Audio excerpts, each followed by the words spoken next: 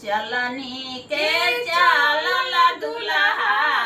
सुपके फटकारल हो निंदिया के मातल दुल्हा पलको ना खोले हो निंदिया के मातल दुल्हा पलको ना खोले हो पलको ना खोले दुल्हा सासू ना चिन्हे हो निंदिया के मातल दुल्हा पलको ना खोले हो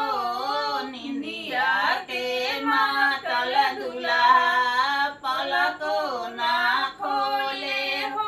चलनी के चालल दुल्हा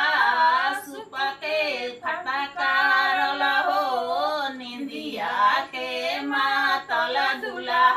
मुखहु ना बोले हो निंदिया के मातल दुल्हा